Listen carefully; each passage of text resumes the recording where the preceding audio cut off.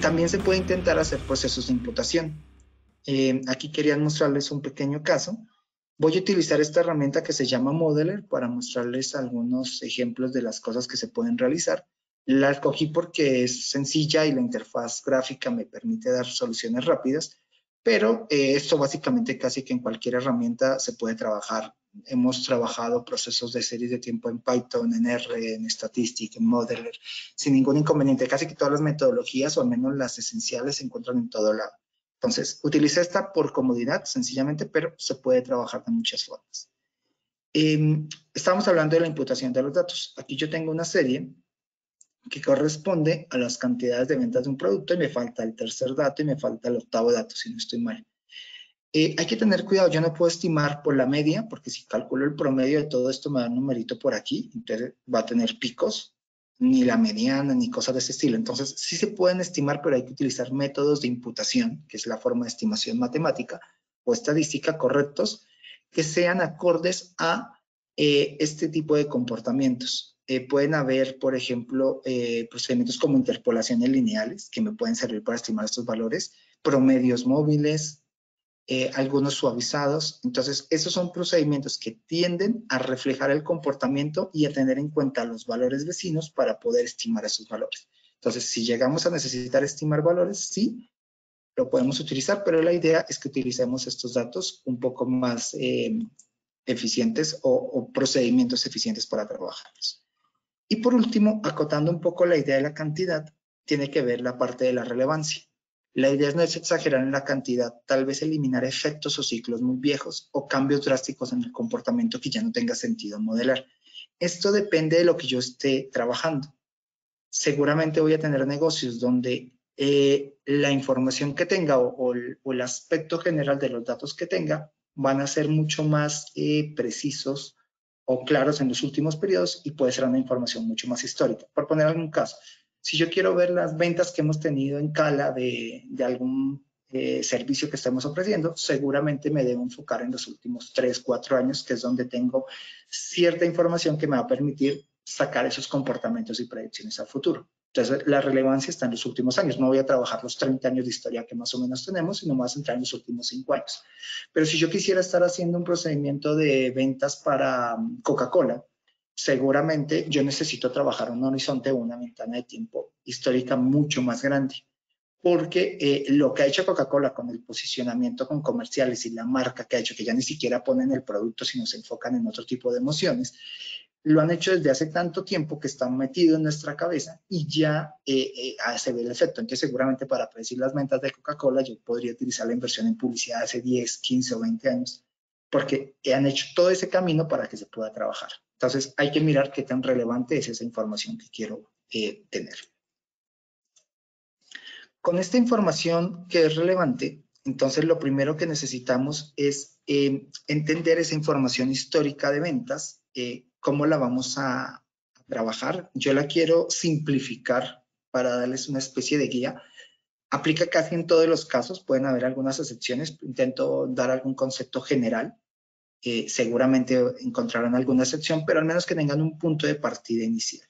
Voy a hablar siempre de un solo producto, una sola serie o algo de ese estilo para tenerlo un poco más claro y como ir acotando y no estar hablando de esta combinación de productos que seguramente complican un poco más el proceso. Básicamente yo necesito tener como información una serie temporal. ¿Qué es una serie temporal? Es una sucesión de datos que estén medidos en determinados momentos del tiempo, que sean en intervalos iguales de tiempo y que estén espaciados de la misma manera y ordenados de forma cronológica. Entonces, si yo tengo, por ejemplo, los últimos 5 años de ventas de útiles escolares, entonces tengo el 1 de enero del 2017, después tengo el 2 de enero, el 3, el 4, así tengo cada uno de los datos acá. Acabo el mes de enero y comienzo con febrero, con marzo, abril, y tengo toda la información organizada. Esta es una serie temporal. Está ordenada cronológicamente y cada uno de los datos representa un día. Si yo llegara a tener información, por ejemplo, los primeros 2 años está a nivel diario y los últimos 3 años está a nivel semanal, no es una serie temporal porque tengo agrupaciones diferentes, periodicidades diferentes. Entonces tengo que dejarlas todas de la misma manera. un camino podría ser, busco esta información semanal de los últimos 3 años y la desagrego. Generalmente es poco viable porque seguramente si ya ahora está agrupada es por algún sentido, o sea, hablando de casos reales.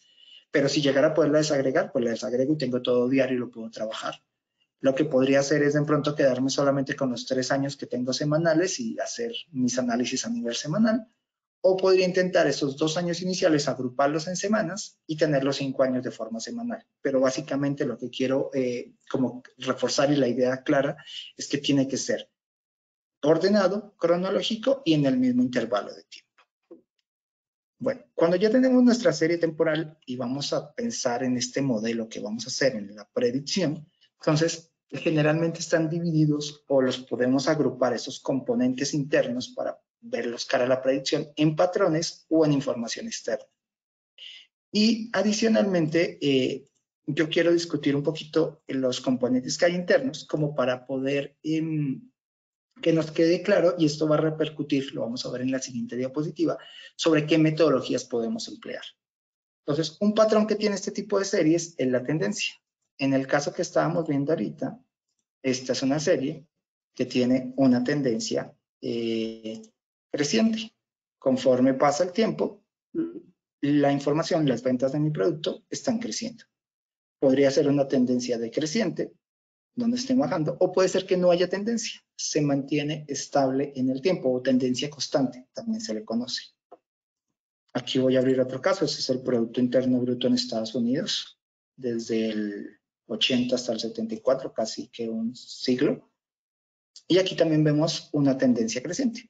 Entonces, es importante irlos detectando para ir conociendo esos factores y poderlos usar, como les decía.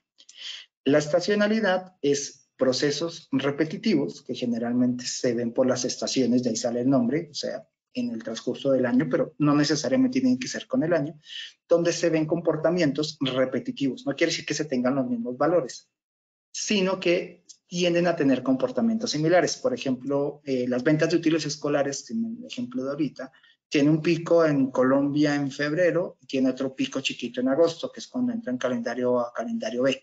Aquí en México el pico es solamente a inicios de agosto, porque entran las personas solamente aquí, hay el calendario B. Entonces, hay un efecto donde se tiene. Si yo veo, no sé, mi serie de fraude que me están haciendo con tarjeta de crédito, generalmente los fraudes aumentan en Navidad, en el Día de la Madre, en el Día del Padre, en la temporada de vacaciones. Entonces voy a tener esos picos que se van a repetir. Puede ser que haya más o menos fraude, pero voy a tener ese mismo comportamiento. Eso lo podemos ver en cosas como estas. Este es un gráfico de la producción de leche en una finca ganadera.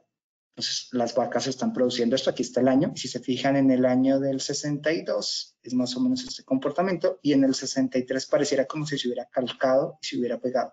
Aumenta, podemos después discutir con más detalle por qué factores pueden estar haciendo que aumente, pero básicamente lo que se está haciendo es que se está repitiendo. Seguramente el efecto que tiene la parte climática sobre el pasto, sobre la producción, sobre las vacas, lo que esté generando esto, hace que se dé este periodo estacional. Entonces, de esa manera, se ve este comportamiento. Esta serie es un ejemplo clásico de una serie con estacionalidad. Bueno, realmente tiene tendencia y estacionalidad. Existe otro componente, que es el componente cíclico, donde lo que se tiene un efecto, el efecto no es repetitivo en el mismo intervalo de tiempo y no genera o no varía de la misma manera por ese periodo. Esos son un poco más raros de ver, pero alguno que tal vez nos afecta mucho en los países de la región es el fenómeno del niño o de la niña. Entonces, este cambio que tiene en el mar y el calentamiento que da, que genera o desencadena esta parte de inundaciones, de tormentas, de huracanes, no se repite de forma estacional, no es que todos los noviembres tengamos un efecto de este estilo. Hay veces ni siquiera se sabe cuándo es, ya ha mejorado mucho la parte de pronóstico y ya logran hacerlo con un poco más eficiente, pero realmente lo que hacen es miran los últimos comportamientos de los meses y saben qué tan probable es que se dé o no se dé recientemente, pero no hay una predicción como tal puntual hacia el fenómeno, por lo complejo que llega a ser. Pero básicamente este fenómeno cuando se da, pues puede durar a veces meses, puede durar un poco más el efecto, hay veces se da cada año y medio, cada 2 años, entonces tiene un efecto donde no mantiene el tiempo ni tampoco el impacto. Hay veces es mucho más fuerte, hay más inundaciones, dan un montón de cosechas, la economía se ve afectada, y otras veces es menor el impacto y todos podemos estar un poco más felices en esta parte de la economía. Entonces, esos cambios que se están generando generan la parte de ciclos. Un caso podría ser este es el precio de venta de las casas de famosos en Estados Unidos, de las estrellas de Hollywood. Entonces, aquí estaría el proceso y se podría ver una especie de un ciclo inicial. Aquí se tiene como otro ciclo donde tiene otro comportamiento y por acá viene otro ciclo final. Entonces, este ciclo duró varios años, este aparentemente lleva algunos, sería interesante tener un poco más de información para ver hasta dónde está terminando. Pero se pueden tener esos ciclos y hay que comenzar a trabajarlos y modelarlos. Por otro lado, yo puedo tener un componente autorregresivo que básicamente quiere decir que el dato de hoy depende del dato de ayer o del periodo de ayer. Muchas veces las ventas que tenga de un producto dependen en parte de lo que hice ayer o de las ventas que hice a 2 días, 3 días, 4 días. Entonces, este es un componente, un patrón, que es básicamente que la serie se puede explicar en función de ella misma o parte, porque no necesariamente es que toda la predicción tenga que verse en base a eso. Estos son los patrones como más comunes en los que me quiero centrar. Cuando hablamos de componentes externos, un componente inicial pueden ser intervenciones, fenómenos externos que se modelan de una manera adecuada. Voy a poner aquí un caso. Estos son los nacimientos en Estados Unidos. Utilicé varias series como para que veamos diferentes cosas. Esta pareciera que no tenía una tendencia decreciente, después tendencia creciente, después estuvo bajando. Pareciera también que hubieran ciclos. Pero si se fijan en este comportamiento, aquí tengo una caída brusca que corresponde a 1918. Entonces, si lo ponemos a mirarlo, es un efecto claro de un fenómeno mundial que pasó.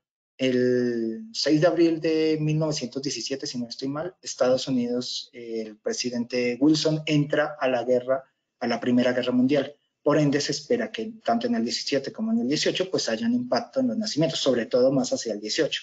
Entonces, esta caída entre el 18 que está por aquí y el 19 se puede dar o se puede explicar tal vez por este fenómeno. Entonces, este es un dato externo que me sucedió, me afecta el comportamiento de la serie que estoy analizando y yo lo puedo modelar. Básicamente lo que uno hace es generar variables ceros y unos, variables dummy, para poder modelar ese comportamiento. Por aquí tendría la crisis de los 30, bueno, que realmente fue en octubre del 29, el efecto. Aquí tendría el efecto de la Segunda Guerra Mundial.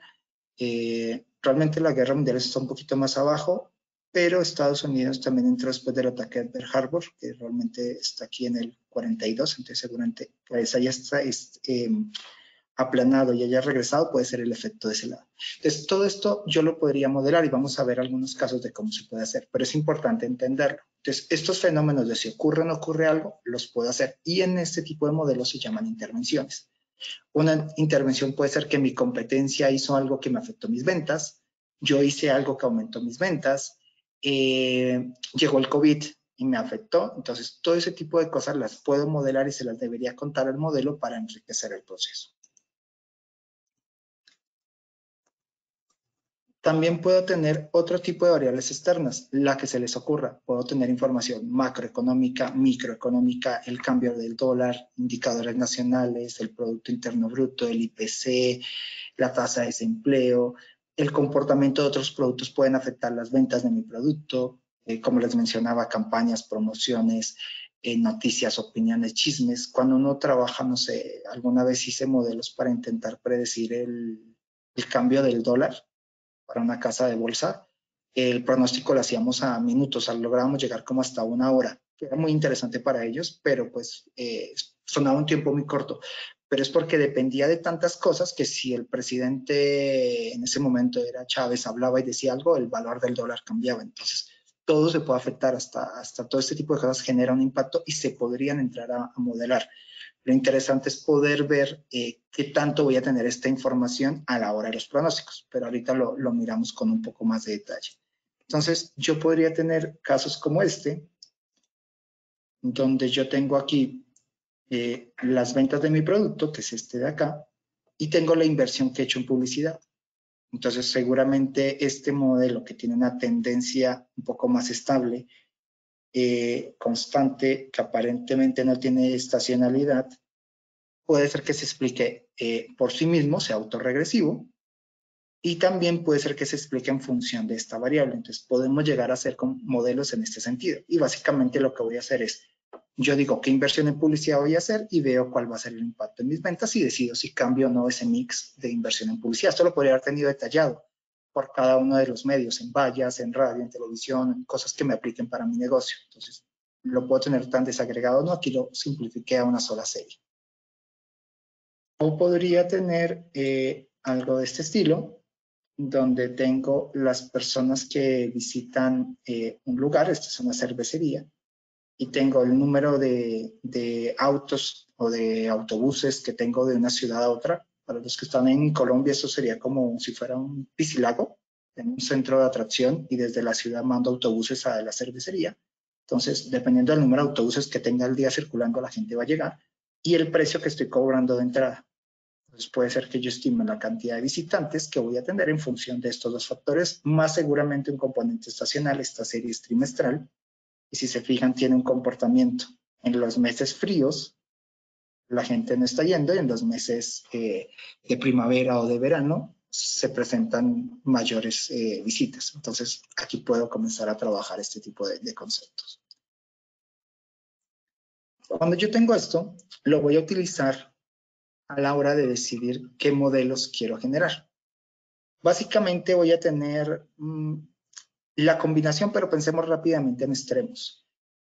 Yo voy a tener modelos de tipo tradicionales, econométricos y estadísticos, y los que se han puesto un poco más de moda, los de Machine Learning. Vamos a suponer que mi información, mi serie, solamente se ve afectada por sus patrones, o sea, por esta parte de tendencia, por estacionalidad, por parte autorregresiva. Entonces, seguramente los modelos de aquí me van a dar mejores resultados que los que voy a generar acá. Cuando la información me vaya al otro extremo, solo dependiera de la parte externa, seguramente me va a dar mejores resultados los de aquí que los de acá. A la hora de la realidad, es una combinación de ambas cosas las que hay que trabajar, y seguramente estaremos jugando. Mi consejo es probar, mirar y ver cuál da una mejor solución. Tenemos diferentes tipos de modelado, como es el suavizamiento exponencial. Aquí hago una pequeña aclaración. Suavizamiento exponencial solo se puede utilizar para patrones, no puede utilizar información externa. Aquí puse una pequeña ruta donde este Producto Interno de Estados Unidos lo quería modelar. Y básicamente lo que hago es venir y utilizar algunas de las metodologías de suavizamiento exponencial. Cada una de estas tienen los componentes que estábamos hablando. El simple es si no hay tendencia y no hay estacionalidad. El aditivo de Winters es que haya tendencia y estacionalidad, y la estacionalidad sea constante. El multiplicativo de Winters es que haya tendencia y estacionalidad, pero la estacionalidad va aumentando, no como el grafiquito que vimos de la producción en las vacas, que era como calcado, sino que cada vez que fuera pasando fuera aumentando, fuera más variable, se fuera ampliando el proceso. Ahí sería mejor un multiplicativo de Winters. Y así hay uno para cada uno. Si quieren, con gusto, si alguien los va a utilizar, con gusto les puedo contar un poco de detalle más o menos en qué funciona cada uno y cómo se puede trabajar. La herramienta tiene la alternativa de decirle que encuentre el mejor modelo, que fue lo que yo escogí. Él va y busca el mejor modelo de suavizamiento exponencial. Vino por acá, hizo en este caso un modelo de tendencia lineal de Hall, y aquí me hace un par de análisis que es importante revisar. No quiero entrar a ese nivel de detalle, sobre todo cuando esté haciendo modelos estadísticos debo revisar ciertos procedimientos analíticos o rigurosos que se deben hacer para poder ver cosas como que los errores tengan un comportamiento de ruido blanco, que se miran con estos gráficos, la prueba de raíz unitaria o cosas de ese estilo, para poder garantizar que los parámetros sean significativos. Aquí el que yo corrí no es significativo, este es un modelo que no tendría sentido trabajarlo. Entonces hay que tener cierta rigurosidad para garantizar que esto que esté empleando lo esté haciendo de una manera correcta.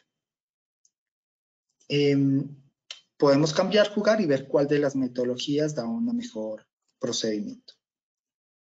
Puedo tener modelos autorregresivos, donde básicamente lo que uno hace es trabajar en función a esta parte histórica. Ese se hacen por aquí y se entra a marcar los que dicen ARIMA. La pauta autorregresiva es este numerito de acá. Si yo pusiera un 1, lo que estoy diciéndole es que para predecir el mes que viene, vamos a suponer que aquí estoy trabajando con el archivo de producción de leche, necesito el dato anterior y él va a crear una ecuación. Si le pongo un 2, voy a utilizar el mes anterior y el mes anterior. Si le pongo un 12, voy a utilizar todos los periodos del último año para poder predecir la cantidad de leche que voy a producir en el mes que sigue. Entonces, aquí lo ejecuté, hice un AR1 para no complicarme la vida, y él vino acá, los parámetros son significativos, y esta es la ecuación. Básicamente es 750 más 0.9 por el retardo anterior. O sea que si en el mes anterior la estimación fue, no sé, de 100, entonces hago 750 más 90. Y esos 840 es la producción que voy a tener en el mes que sigue. Con ese nuevo dato voy a producir o voy a generar el siguiente pronóstico y lo voy a seguir manejando de forma autorregresiva. Aquí hice un grafiquito como para ver cómo me quedó la información. Básicamente tengo la realidad, que es el azul, y el que está modelado como el verde. Realmente no es que esté dando algo muy interesante. Como estoy haciendo el rezagado, casi que se ve una copia y un poquito hacia abajo de la información. De la misma manera, podría ser un modelo con media móvil 1. La media móvil 1 o la media móvil es un concepto interesante que lo que hace es, para predecir el dato siguiente, voy a utilizar el error que cometí en el periodo pasado. Ya sé que me equivoqué porque voy a tener una pifia con ese dato real. Entonces, utilizo esa información para poder predecir y también puedo poner la cantidad que yo quiera. Entonces, aquí, por ejemplo, yo corrí un MA1. Si no recuerdo, el gráfico tampoco daba algo interesante. Entonces, para predecir el mes que viene, utilizo el error que cometí en el mes anterior. Como estoy quitando componentes como la tendencia al quitar el autorregresivo, este comportamiento es mucho más plano, más horizontal que la serie normalita. Yo puedo hacer combinaciones de los dos. Entonces, lo que yo puedo hacer es correr un ARMA, en este caso sería 1.1, y tendría esta información para poderlo trabajar. Aquí es importante y hay que tener cuidado con la requerimientos o precisiones que se tienen a la hora de trabajar con las series. Para aplicar modelos ARMA, yo necesito tener una serie estacionaria. El término se parece mucho, no es estacionaria, es estacionaria. Estacionaria en el nivel básico, porque hay varios niveles de estacionariedad, es que la tendencia y la varianza no cambien en el tiempo. Entonces, cuando yo tengo este dato, y miro acá, la varianza más o menos, bueno, sería solo la serie azul. La varianza más o menos se mantiene, que está entre, aquí es como 750, aquí es como 550, como entre estos 200. Esa varianza se va manteniendo con el tiempo. Como que si yo pudiera, puedo mover la mano y siempre van a estar en la misma información. Pero la tendencia cambia. Hay una tendencia inicialmente creciente y después está una tendencia constante. O se pierde la tendencia. Entonces, esta no es una serie estacionaria y esta serie yo no debería poderle aplicar modelos ARMA o ARMAS. Seguramente por eso esto no me está dando buena información. Una manera de trabajar esto es hacer una diferencia. El proceso de diferenciación, básicamente tomé el dato y le resté el dato anterior. Cuando hago eso, la serie la transformo, cambia y pasa de tener algo de este estilo a tener algo de este estilo. La varianza sigue siendo constante, no se afecta, y ahora la tendencia también se mantiene. Entonces, a esta serie transformada es más fácil hacerle los modelos que estábamos hablando. Entonces, basados en esto, ya lo que uno hace es ponerle aquí esa diferencia, no hay que necesidad de hacerla manual, y esta es esta parte de diferenciación. Entonces, aquí yo hice una ARIMA 1, 1, 1. Y comencé a jugar con los parámetros y metí la parte estacional. Cuando es no estacional es el dato anterior. Cuando es estacional es el dato que pasó en la estación anterior. O sea que si yo pongo esto aquí y quiero predecir a febrero de un año, voy a decirle, primero que todo, reste la serie, diferénciela, utilice el dato de enero y utilice el error que cometió en enero. Y si le pongo aquí en 1, estaría diciéndole que utilice el dato de de febrero del año pasado, porque voy a predecir a febrero. Si le pongo aquí un 1, sería el error que cometí en enero del año pasado. Entonces, yo vine aquí y corrí este modelo. Ya sería un SARIMA por aquí estaba el nombre, un SARIMA 211101, que ya comienza a ser un número mucho más grande.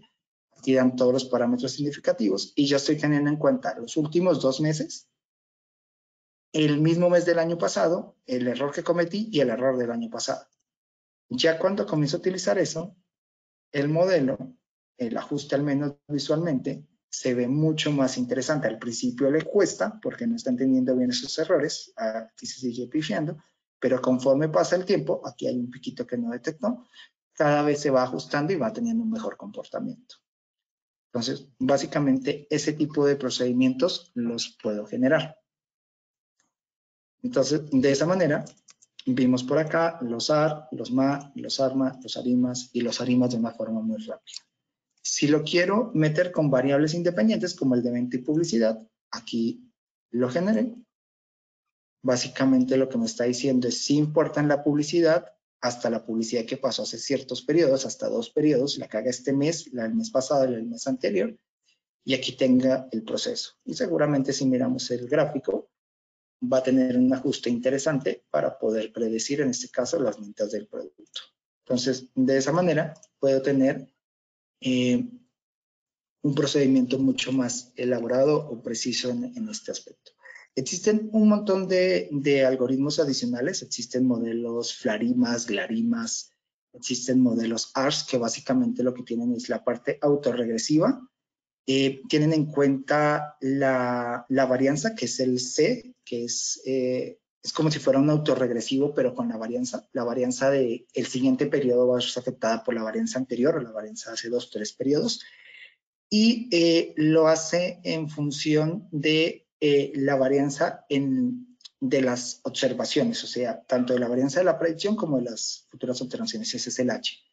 Estos procedimientos están pensados o es un modelo que captura o está diseñado para que vea volatilidades. Se desarrollaron pensando en partes financieras. Entonces, cuando yo estoy viendo en inversión, en bolsa, cosas de ese estilo, seguramente el proceso que haga que algo se enloquezca va a mantenerse cierto tiempo o cuando la acción es estable también se va a mantener por cierto tiempo.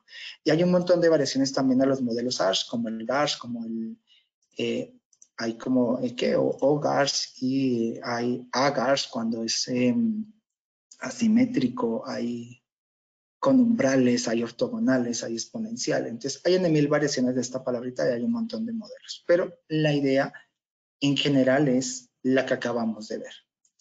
En los procesos de Machine Learning también tenemos algunas metodologías que se pueden utilizar. A mí, visto que las utilizan mucho, yo las hago, las contrasto, las comparo, pero realmente, salvo la última, estas de aquí, siento que están diseñadas para otras cosas y al no tener una cantidad tan grande de datos, como que a veces pierden potencia. Generalmente me han dado mejor estas metodologías, igual siempre las pruebo y implican un desgaste un poquito mayor porque casi siempre, como una red neuronal no tiene en cuenta tendencias, estacionalidades, ciclos, autorregresivos o cosas de ese estilo, tengo que adecuar los datos de una manera correcta para poderlas utilizar. Entonces, aquí se requiere un poquito más de desgaste a la hora de crear la información, tampoco es que sea mucho, para que tengan cuidado cuando lo hagan, y se deben utilizar con cierto cuidado. Yo, igual como les digo, siempre genero todas y comparo porque ese contraste o el saber cuál es la mejor herramienta me parece una mejor alternativa.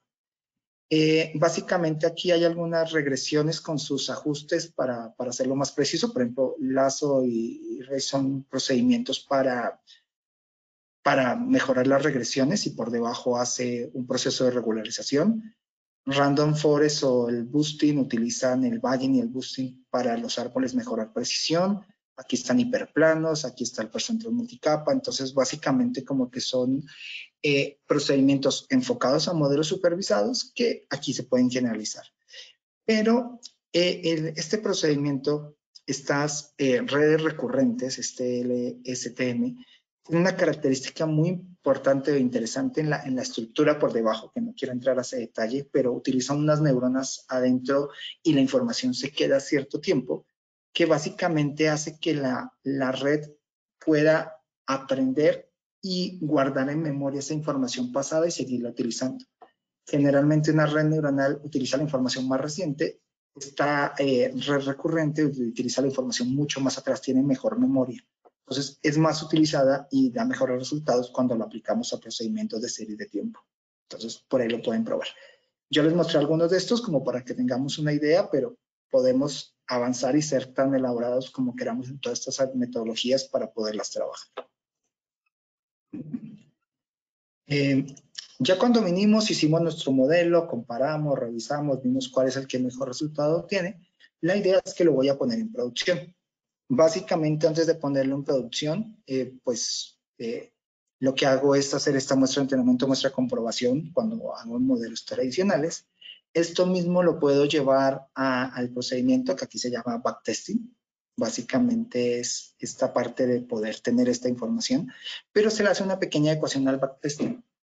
No se divide 70-30 como se hace, o 60-40, 80-20 como se hace en los modelos tradicionales, sino lo que se ocultan son los últimos periodos. Y lo que vamos a hacer es con esta información inicial, predecir esos últimos periodos y ver qué comportamiento tiene. Entonces podríamos tener algo de este estilo.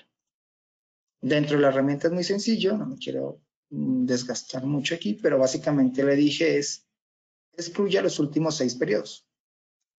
O vine aquí y también le dije, para el de la producción de leche, excluya los últimos 6 periodos. Entonces, vino, hizo el modelo no entiende los últimos 6 periodos, los datos nunca los conoció. Aquí tendría estos últimos es pronóstico y el valor real. Y lo que uno puede hacer, mire, lo seleccioné, hice una sencilla diferencia y porcentual para ver el cambio, y entonces aquí estaría en términos del error.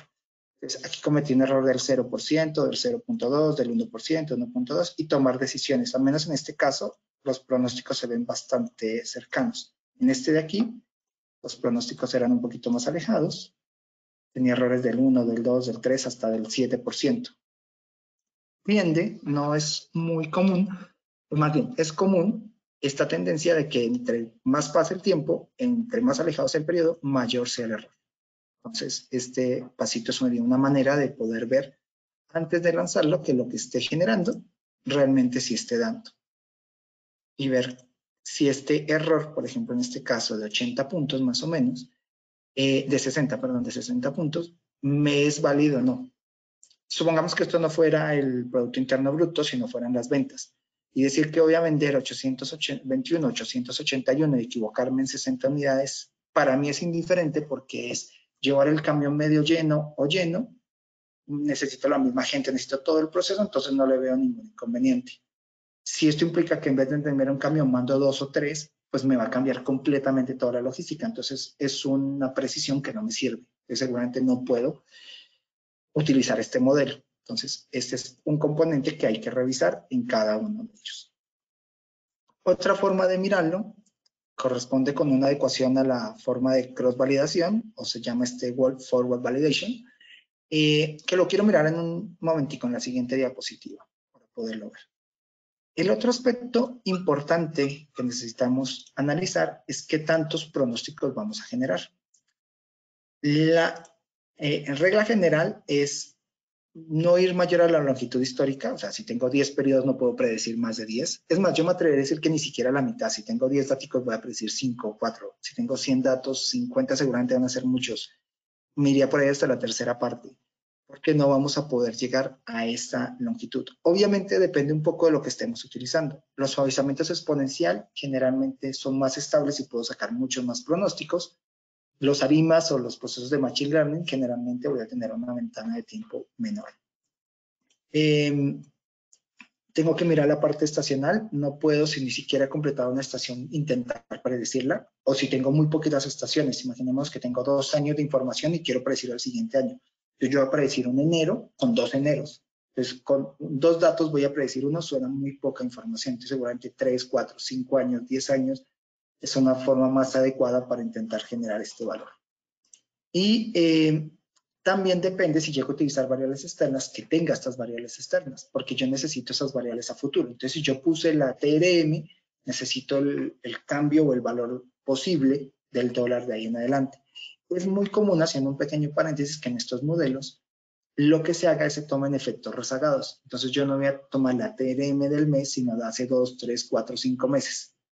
Entonces, el modelo va a tomar información externa que está rezagada, que pertenece a un periodo anterior, pero eso me va a dar una ventana de tiempo. Si yo tomara la TRM de hace 5 meses, pues ya tengo lo que pasó en estos 5 meses, entonces puedo tener 5 meses de pronóstico precisos con la TRM que sucedió.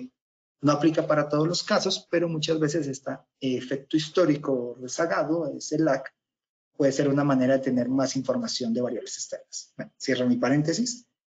Yo utilizo esta regla que me contó mi profesor en la universidad, en la nacional. Él nos aconsejaba sacarle la raíz cuadrada a los datos. Si yo tenía 100 meses, la raíz cuadrada son 10, entonces pronostiqué 10 meses. Redondeé, llevo un poquito flexible, un año. Entonces puedo con 10, con 100, que serían más o menos como 8 años de información, sacar un año más. Lo otro es ver los intervalos de confianza. Siempre que yo genere un procedimiento de este estilo, cuando genere un pronóstico, como aquí, en la herramienta es muy sencillo porque le voy a decir, extienda a futuro 10. Entonces, cuando vengo y hago el procedimiento y extiendo a futuro esos 10, voy a tener aquí esos 10 pronósticos. Y adicional voy a tener un intervalo, el mínimo y el máximo, que aquí lo quiero graficar. Entonces, en este intervalo o en este intervalo inferior, intervalo superior, tengo el comportamiento de ese pronóstico. Si este intervalo es chiquito y es accionable, como hablábamos hace un rato, pues lo puedo optar. Si decir que el Producto Interno Bruto en el 83 va a ser 1000 y puede bajar a 876 y subir a 1163 tiene sentido, lo utilizo. Si este es un intervalo muy grande, entonces seguramente me regreso donde los intervalos o la confianza sea más adecuada y solo utilizo ese horizonte de pronóstico. Realmente yo hago una mezcla entre la formulita esta de la raíz cuadrada y los intervalos, porque por más que la raíz cuadrada me permita hacer una ventana tal vez un poco más grande, si los pronósticos no son confiables, pues no lo voy a utilizar. Si me voy aquí al de la producción de leche, al menos gráficamente, se ven mucho más cercanos, mucho más chiquitos, habría que ver si tiene sentido de negocio y seguramente sí pueda sacar todo el año. Creo que aquí le puse un año de estimación. Sí, 12 meses. Bien. Ahora, como este modelo va a tener una precisión que depende del dato y puede estarse recalculando, este método de cross validation, el forward validation, lo que hace es define esos periodos recurrentes, ve dónde cambia, calcula el modelo y va mirando la ventana de tiempo, vuelve y calcula el proceso con nueva información, vuelve a mirar la ventana de tiempo siguiente si se dio o no se dio y lo sigue haciendo de esta manera. Es como si diéramos un backtesting varias veces. Y va como haciendo este camino, por eso sale el wall, como que vamos caminando sobre cada uno de los componentes. Lo quería explicar sobre este porque me parece que era un poco más claro para verlo. Pero si yo voy viendo que mi modelo pierde precisión, tengo que cambiarlo. Algo que hay que tener presente, que lo quiero aprovechar aquí también, hacer otro paréntesis importante, es que los modelos son organismos vivos. Y yo tengo que estarlos monitoreando y en el momento en que dejen de ser precisos, lo que vamos a hacer es entrar a calibrarlos o a crear un nuevo modelo para poder cumplir las demandas que estamos haciendo. Entonces los modelos no son perpetuos, hay que estarlos monitoreando y hay que estarlos revisando. Por eso es importante ver mucho esta precisión del pronóstico. Por último, yo ya tengo mi modelo puesto aquí ya tengo este pronóstico generado. La idea es que lo voy a integrar al proceso. ¿Cómo lo hago de forma sencilla? Pues básicamente discutimos hace un rato la segunda etapa, que era la planeación y la gestión. Entonces, como yo ya planeé, hice una gestión, en el ejemplo que les ponía hace un rato del almacén, pues me comienzo a regresar. Ya sé que debo vender, mi pronóstico dice que voy a vender 100 unidades diarias de mi producto. Ah, pero en vitrina me caben 30, entonces necesito utilizar bodega. Ah, la bodega solo le caben 50, entonces necesito estar haciendo viajes entre la planta y la bodega. ¿Cuántos viajes debo hacer? Entonces comienzo a hacer todo el proceso inverso para poder garantizar tener la capacidad para poder hacer esa venta. Ah, que en la planta puedo hacer lotes de 200 unidades, entonces necesito estar cada 2 días mandando los lotes para cubrir los 100 que voy a tener de ventas, y como que comienzo a regresarme, a tener los presupuestos, a tener todo lo completamente aprobado para que esa cadena de suministro y esa planeación y gestión que hice se pueda desarrollar. También puedo comenzar a tener escenarios. yo puedo tomar estos intervalos que vimos y pensar en uno como el optimista, el superior, el inferior como el pesimista y el realista como el pronóstico. Y ver toda esta planeación y gestión cómo me impacta si llegara a vender mucho más, que sería fabuloso, o si llego a vender mucho menos de lo que tengo presupuestado. Y tener estos escenarios de trabajo y adecuarlos a este proceso de gestión. También si llego a utilizar variables externas, puedo hacer procedimientos de qué pasaría si. Entonces, yo puedo venir y tener algún procedimiento como este que genere aquí, donde quiero predecir un producto, el producto que necesito yo comprar. Sé que depende de unos insumos que se pueden comprar en diferentes países. Y aquí está como la ecuación, todos tienen significativos. Entonces, lo que yo sé es que tal vez cuando esos insumos bajen o suban, seguramente la cantidad de mi producto o el valor del producto que yo quiero comprar va a cambiar. Entonces, en el momento exacto en que yo pueda comprar y abastecerme, me serviría muchísimo. Van a haber meses donde el producto está en picos, que no tiene sentido que compre, y cuando esté más abajo, tal vez tenga sentido comprarlo. Entonces, puedo poner escenarios y puedo decir, esos datos a futuro, porque no los conozco, pero de estos insumos voy a tener alguna idea de lo que me interesa trabajar. Entonces vengo acá y defino cómo van a ser esos valores en los siguientes 6 meses. Obviamente no tengo ni el precio de venta ni los otros insumos que no utilicé. Entonces cuando yo tengo esa información aquí, la puedo entrar a modelar y poder tomar decisiones. Entonces en ese escenario 1, tal vez a mí no me conviene comprar en estos meses, sino esperarme hasta dentro de 6 meses que el precio va a estar bajo para abastecerme todo lo que pueda de mi producto. Pero si llegara a suceder el escenario 2, donde tomé unos valores completamente diferentes de estos insumos, entonces voy a tener que hacer la compra en el mes 4 de 4 meses a futuro, para este caso, para poder abastecerme la cantidad, y podría, si lo hago más adelante, entender cómo cuánto más tengo que abastecerme. Entonces, básicamente podemos integrar cosas de este estilo. Aquí lo puse muy en las tripas de cómo funcionaría, pero básicamente podemos integrar este tipo de procedimientos para poderlos tener adentro. Cuando yo ya termino esto y ya tengo mi parte del proceso, entonces yo debería utilizar una forma óptima o eficiente donde estos recursos limitados o escasos que tengo en la cadena de suministro, que no puedo disponer en una producción ilimitada, o no tengo recursos financieros infinitos, o no tengo gente trabajando 24 horas, o la posibilidad de distribuir o vender esos productos en 24 horas. Entonces, todas estas premisas se llaman restricciones. En el ámbito de optimización, los puedo colocar buscando minimizar o maximizar algún factor relevante de la organización. Este es el último proceso de optimización. ¿Qué factores yo puedo tener en cuenta? ¿O cuál es el aspecto importante? Primero, tener un pronóstico correcto, o sea, ese es el insumo clave. Si no tengo este pronóstico, no voy a poderlo hacer. Saber qué recursos voy a hacer, si voy a hablar de dinero, de equipos, de personas, de sitios, de vehículos, de materiales. Tener las restricciones que van a esos sitios y que quiero maximizar o minimizar costos, tiempos, eficiencias, ingresos. Entonces, teniendo todos estos componentes, puedo meter esto en una ecuación matemática donde va a calcularme ese máximo y mínimo, esa combinación ideal para poderme adecuar y utilizar de forma óptima estos recursos que tengo. Lo interesante que tienen estas ecuaciones es que se programan, se crean, no funcionan tanto como el aspecto de los modelos que van a ir cambiando, sino si mi entorno cambia, yo cambio los parámetros, pero ya tengo toda la formulación y se va adecuando, no hay que estarlo reentrenando, sino que en el mismo proceso de optimización, este mismo código que hay por debajo, pues lo que tiene insumo es la cantidad de recursos, los vehículos que tengo para llevar. Hoy tengo 3, mañana se me averió o compré 5 más, entonces ya son 8. Entonces coloco 8 y el proceso se va adecuando. Básicamente, yo podría hacer cosas como que con el dinero limitado que tengo, ¿cómo los voy a gastar? Pensando en maximizar la rentabilidad. O cómo hago el ruteo de vehículos para que hagan la entrega de las mercancías que tengo de una manera adecuada y buscando minimizar costos. O cómo ubico las locaciones, hablemos de centros de distribución o las tiendas o bodegas que ya tengo para poderlas distribuir de una manera adecuada y poder minimizar estos tiempos de entrega. o cómo creo nuevas si es que no las llegara a tener, o si las que tengo, cómo las voy a utilizar de una manera eficiente. Tal vez que tenga que cambiar algunas cosas para poder hacer un procedimiento más adecuado. En algunos casos podemos tener objetivos que van en conflicto, que es con lo que quiero cerrar. Tenemos, por ejemplo, quiero minimizar los costos de producción, maximizar ingresos y maximizar los niveles de servicio al cliente. Entonces, son objetivos que van un poco de la mano, pero yo puedo poner eso se llaman funciones multiobjetivo.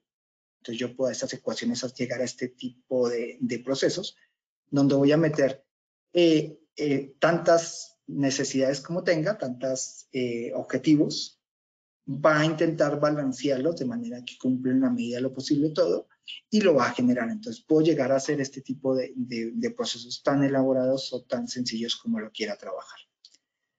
Básicamente con esto termino. Lo que quería mostrarles un poco era la idea esta de generar el pronóstico, que es este insumo clave para poderlo hacer, ver cómo afecta la planeación o la gestión de mi demanda y cómo puedo llegar a optimizar esa planeación teniendo en cuenta todos estos componentes y estos objetivos de maximización o minimización. Ahora vamos a dejar un espacio para preguntas. Por ahí también tienen mi correo, cualquier cosa que necesiten, dudas, en la medida de lo posible los puedo ayudar. Y no sé si por aquí hayan dudas, voy a mirar en la página, Sí, Mauro, tenemos una duda, una inquietud. Nos escribe Federico Rueda.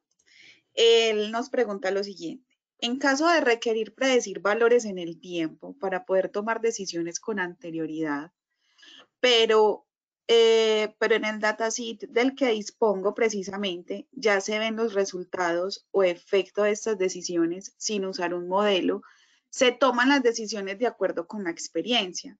¿Cuál sería la estrategia adecuada para entrenar un modelo en este caso de tal manera que la data de entrenamiento no esté sesgada por los efectos de la toma de decisiones? Cuando tenemos ese tipo de comportamientos, ahí tenemos un componente muy fuerte y es que como ya se ve condicionado el comportamiento, tenemos un sesgo, que era una de las cosas que les hablábamos.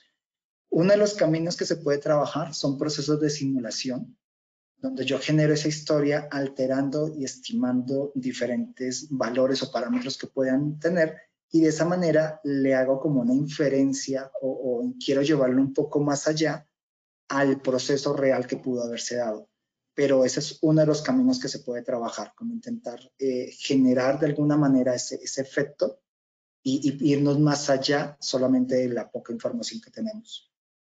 Justamente ayer hablábamos y poníamos por ahí, creo que en Twitter estaba en LinkedIn estaba poniendo yo este efecto que lo llamamos efecto del superviviente y cómo puede afectar aquí es un ejemplo claro de cómo se está generando y un camino puede ser la simulación o la asunción de distribuciones para poder generar un poco más de data y poderlo reducir. Bueno, muchas gracias a todos por su tiempo. Espero que haya generado algunas expectativas y dudas y tal vez en este momento no salen, pero en cualquier momento que las tengan, porfa, no duden en escribirme. Mi correo es mauricio.mora@calanalytics.com. Entonces, cualquier cosa que necesitemos, con mucho gusto la podemos trabajar. Muchísimas gracias, Mauricio. Muchísimas gracias a todas las personas que se conectaron a nuestra sesión el día de hoy. Los invitamos a seguirnos a través de nuestras redes sociales, a que estén muy pendientes de ellas y también a que visiten nuestro sitio web para que puedan conocer mucho más a fondo pues todos los eventos que se vienen de manera mensual y para que puedan participar en ellos.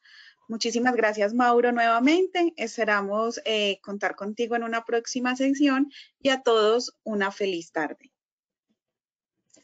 Muchas gracias. Hasta luego.